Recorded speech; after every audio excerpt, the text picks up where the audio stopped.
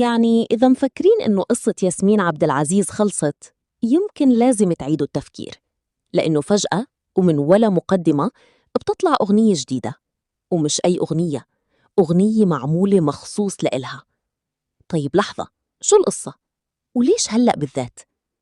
الكلام اللي عم ينتشر بيقول إنه الأغنية جاية من أحمد العوضي، وكأنها رسالة مو بس أغنية.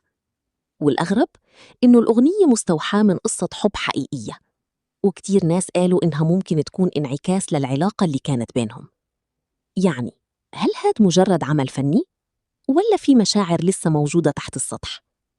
خلينا نكون واقعيين، العلاقات اللي بتكون قوية بهالشكل صعب تنتهي فجأة وبدون أثر.